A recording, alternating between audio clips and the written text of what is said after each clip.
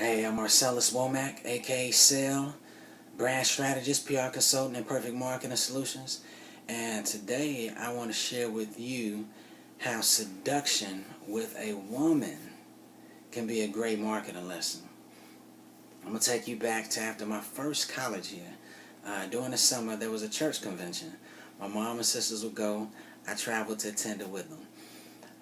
During a lecture series, a very powerful one I may add, I noticed a beautiful young lady stand up during a mix of over 1,000 people in this convention center. But during the middle of a lecture, she stands up on one side of the room and walks all the way across to the other and exits. And a couple of minutes later, she comes back in, walks all the way across and takes a seat. And I said, wow, I gotta meet her. So after the lecture series, there's a luncheon, and I said, hopefully I'm able to meet her. So I go to the buffet line. I'm looking around after I get my plate, and lo and behold, I see her at a table by herself. Until another man comes by, and he looks a little older. He's got a Blair Underwood vibe, so I'm like, oh man. But in 10 seconds, he leaves. And so I said, oh, I think he got shot down. So I'm still in the mix. So I grab my food. I stay away from the chicken and the main items.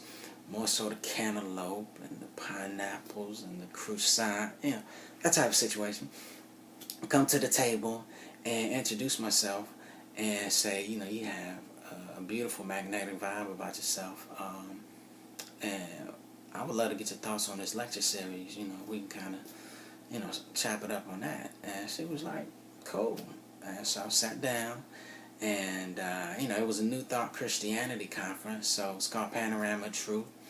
So I bring up a little metaphysics, a little law of attraction, a little Deepak Chopra sprinkled in, and before you know it, we had this very deep and engaging dialogue on all these spiritual topics and principles. And, end of the conversation, I asked, can I have your number? And she says, yeah. And I get it. And afterwards, we went on a really nice little date situation. It was like a rainforest with a man-made river. And we floated down there with, little beverages and still engaging in these philosophical, super spiritual, intellectual sparring matches, which were really cool. And even afterwards, we did, a little dating. Weeks afterwards, we linked up at art gallery, a lakefront, picnic, and a couple of really provocative, cool dating environments. And the dialogue was outstanding. So a couple of weeks later, I feel like I'm in a really good position because I really don't focus on the physical at all, with her. We're just engaging on this higher plane. And, so we're on the phone, and I kind of joke around with her and say, you got to give a young bro credit, because she was a little older than me by a couple of years. So I say, yeah, I give a young bro credit. You're at the church convention, people was coming at you, and, I was able to break through all of that to connect in a way where, others weren't. And she was like, yeah, and I was like, yeah, when I saw you and I made my moves and my form of art of seduction and maneuvered through and, I was able to do some things in pursuing you. And she was like, yeah, uh-huh. And so I'm on the phone and I'm like, yeah, yeah, uh-huh, what? Like, if there's more to this, do tell. And she stated that, you think you saw me at that lecture series?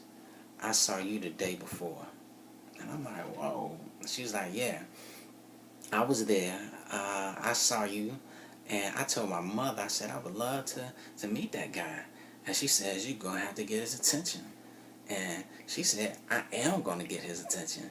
So she said the next day she actually bought a new dress to make sure it was noticeable. And, came to the convention center, earlier to be able to, post up and be able to see when I came in. Said she saw me when I came in with my mom and sisters. And said she planned for the right time, when everybody else was sitting down in the middle of a lecture, to stand up and walk with a beautiful dress on, all the way through so I would notice her, and even set up shop afterwards at the luncheon table, and make sure nobody else came to that table. So if I saw her and I was interested, that would be the opportunity for me to pursue her. And I'm on the phone like, whoa, leaning back. And at that moment, I recognized that I was a witness to hijack marketing and what is called a brand hijack. And in business, this is when the seducer becomes the seducted. It's when the hunter becomes the hunted. And from business purposes is when the business becomes the consumer becomes the business. The brand supplier becomes the buyer, and vice versa. Brand hijacking is when the consumer takes control of the brand and makes it whatever it needs to be, drives it to wherever they want it to go. And there's a book called Brand Hijack by Alex Whipperford, and he states simply that brand hijack is marketing without marketing. As a brand strategist, I know that is one of the most powerful forms of advertising, when you can advertise in a way where a person doesn't know it. And that is the powerful dynamic of hijack marketing and brand hijack, especially in this 21st century where the consumer is way more in tune than the business and the professional. So they understand their desires and their culture and their ambitions and needs way more than the business. And so they gain control of that. And there are three components to brand hijacking and the hijack marketing strategy. The first is control. And what the business does is create just a platform for that brand, and let's say that vehicle, but transfers the control, or allows for control to be taken by the consumer. So the consumer, just like in a literal hijacking, they take the keys to that car, or they become the pilot of that plane and tell the business to get to the back seat. So the first component is control. The second, and there are 3 C's. The second is creation. They create the value behind that brand. So when we're speaking of this platform that the business creates for the creation of a vehicle for this brand, the power is now given to the consumer to create the value and the emotional connection for them as an individual and for that particular culture. So in this analogy of a vehicle, platform is created, consumer takes control, and the consumer says, I want this vehicle to be able to be a skateboard rolling down the street, bicycle, a car, luxury vehicle, an airplane. Heck, I want it to be a space shuttle. Whatever it is, the consumer today dictates what that brand is to be. And it's a very win-win situation when the brand becomes in full creation control with the consumer. The third component is the champion, and the consumer is given the authority to champion that particular brand, and that's where they are the celebrity.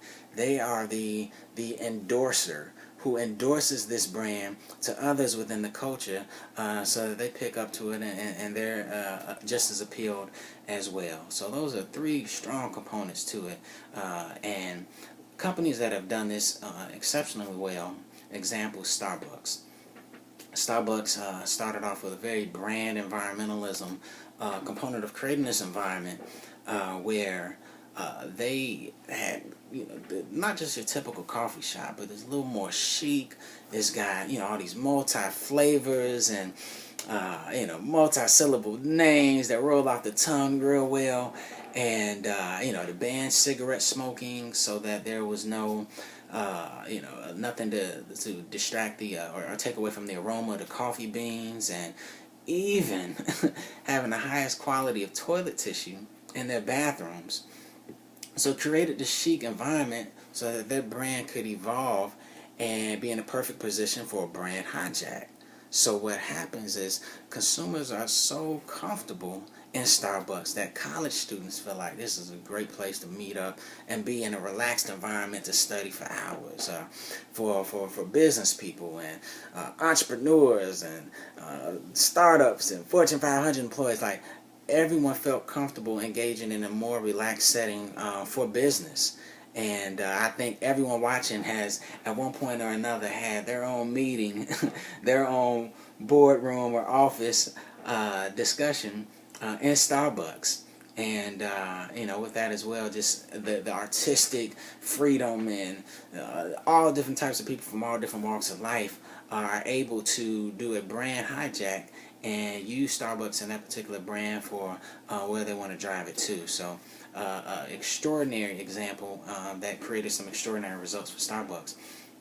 Another example is the jean company Levi's. When I was young, like in middle school, Levi's were played out. You would get clowned for rocking some Levi's. They were too tight. It was about the baggy, urban hip hop clothing apparel and the rocker wear. Even before that, for me, it was cross colors and damage and used jeans and this big baggy, overly branded, logos on top of everything. That's what we were rocking. But I noticed within probably like 8 years ago, the trend transition in urban apparel to more of a culture where it wasn't about the baggy clothes. I was a little more played out, and it was about more of the tight-fitting, slim cut. And because Levi's are in so many department stores, and they have been for years and years and years across multiple generations, that they were in a perfect position to be brand hijacked. And what the hipsters and the hip hopsters and everybody within urban culture was able to identify with was, hey, this is slim cut. It's not overly branded. You just got your little Levi in the back, but people can identify that as Levi's, and it's got this standard structure to it. But it's got some couple of other flavors with the colors in the jeans that aren't just your standard jean colors. So people were able to kind of engage in their own form of swag and new urban apparel by that brand hijacking of Levi's. Levi's did not overly promote to the urban market, but they were in position for the brand to evolve through this hijack marketing and a brand hijack. So after a while, you found all three components. You found that urban culture gained control and said that, hey, this is what these jeans mean now, and this is the creation of the value and what it means to us and our culture. When we ride our skateboards, or when we're listening to our iPads and iPods and our phones and checking out our music and rolling to the club the way that we do. And that be setting a new style. It also, created, champions of that brand where after a while, many people were seeing, a lot of cool kids and, cool young adults wearing the Levi's and saying, wow, okay, that's how I rock my new kicks. That's what I need with my new kicks and, my fashion apparel going forward. So that's another great example. And last one I'll leave you with is just social media in general. The platform, it's the quintessential epitome of a blank canvas created by the social media platforms of Twitter, of Facebook, of Instagram, and all the others, so that the user becomes the main endorser. You become the main blogger. You become the main content writer, the main executive, whatever you want to be, through your content, through your pictures, through the groups that you associate with. They just created a network to connect. And everything that you do, when you pull up your phone and log into Facebook and Instagram and everything else, like, you are literally jumping into your own universe that you've pretty much created and co-created with those social media companies. And someone who benefited, used it impressively well, and more so than anyone else in politics, was President Barack Obama. Probably one of the strongest presidential campaigns, especially the first one that he won. And the underlying power behind that campaign was social media and online integration with the grassrooted operations, which was also another form of brand hijacking. And from all the meetup groups that were coordinated and, through the Facebook groups and discussions, and people from college students to baby boomers to, everyone of all ethnicities and walks of life becoming that much more engaged and excited because they had a way to take part in a brand hijacking of a presidency that they had never engaged in before like that. My mom is a perfect example. She was going to step-in fundraisers, and her and her friends are having an amazing time, being able to engage in their form of brand hijacking. She did so much grassroots door-to-door campaigns in multiple states in the Midwest, and I would hear about, like, Mom, what are you doing? Like, you doing the most. But she was engaged in everything that she envisioned, and for so many, it tied into just a strong ancestral, process of a rival that was just exciting and truly fulfilling.